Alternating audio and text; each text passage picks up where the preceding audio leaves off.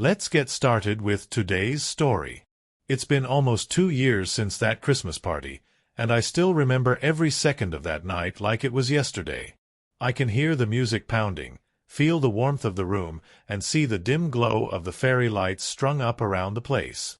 The whole company was there, laughing, drinking, dressed in their finest, and my wife, Evelyn, was right by my side, looking beautiful in her sparkly red dress.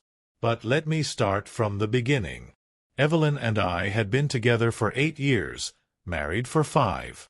We had the sort of relationship that most people envied, or at least I thought we did. Sure, we had our share of arguments, but there was always love there, or so I believed. She was charming, intelligent, and successful in her role as a marketing director for her company, and I couldn't have been prouder. I trusted her completely. We were approaching Christmas, and Evelyn's company was hosting a big holiday party. Apparently, her boss, Gavin, whom I had never met in person but had heard quite a bit about, had made it mandatory for employees to bring their spouses or partners to the event. "It's supposed to be some big bonding thing," she explained, rolling her eyes as she did so. I had to admit, I felt a bit uneasy. Gavin's name had come up in conversations more times than I cared to count, and usually in a way that made me feel small. "Are you sure you don't talk about him a bit much?" I'd asked her once. She'd laughed it off, calling it work talk and saying he was just her boss and that he actually intimidated her sometimes with his high expectations. That night, Gavin didn't seem intimidating at all. The party was extravagant. Live band, an open bar, guests dressed to the nines. Evelyn and I mingled, meeting her colleagues, chatting, laughing.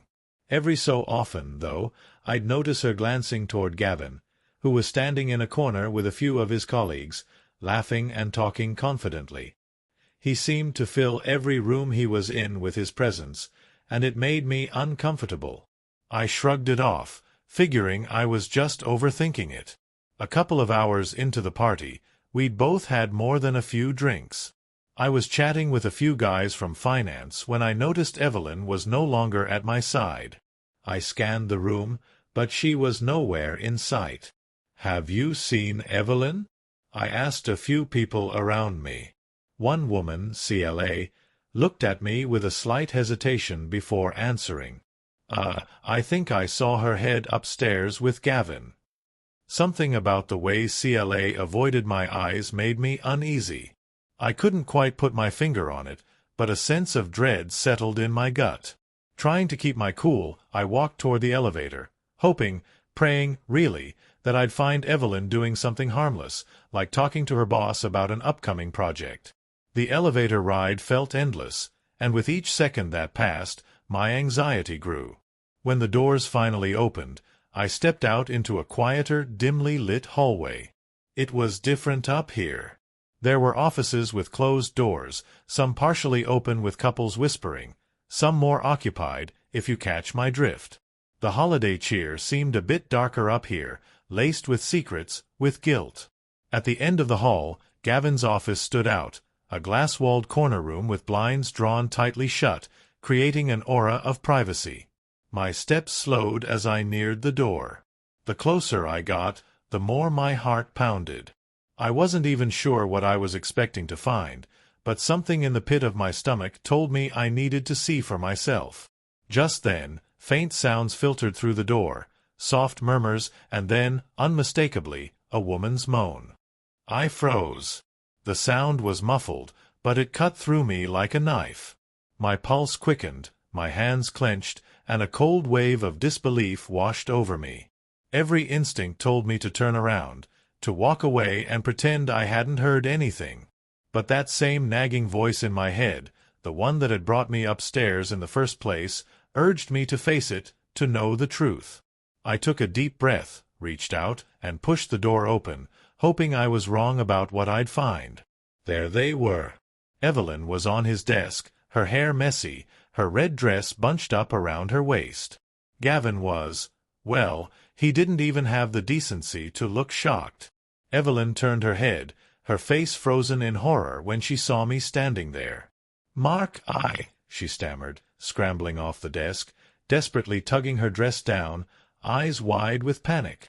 What the hell is this, Evelyn? My voice was barely more than a whisper, shaking with a mixture of fury and disbelief. Mark, I'm so sorry. I didn't mean for this to happen, she said, her voice breaking. But I wasn't having any of it. Didn't mean for what? To cheat on your husband at your office Christmas party with your boss. My words came out colder than I'd ever thought I was capable of.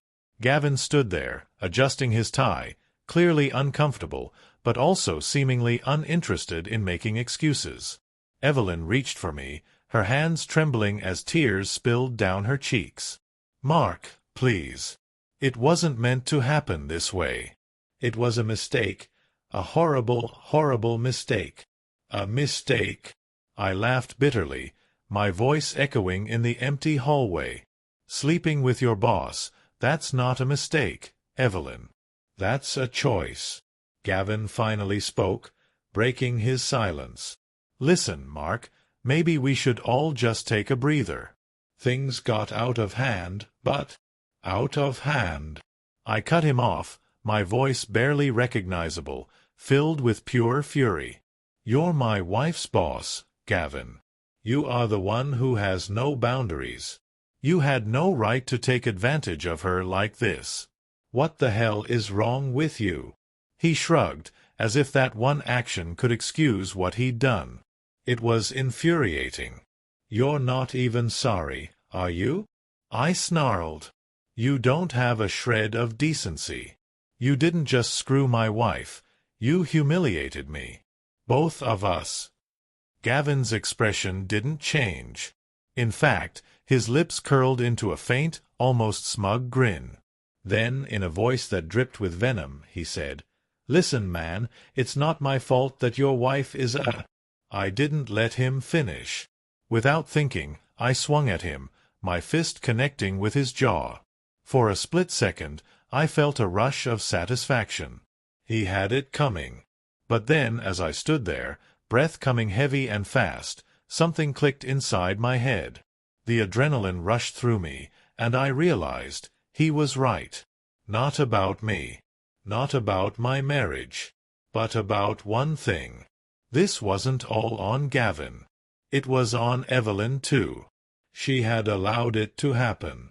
And that, more than anything, was what stung the most. I turned back to Evelyn. Was this going on for a while, Evelyn? I asked, my voice now cold and steady, devoid of any emotion I once had for her. Was this your big secret? Is this what's been happening at all those late meetings? Her eyes dropped to the floor, and I saw the shame in the way her shoulders slumped. She didn't have to say a word. Her silence spoke volumes.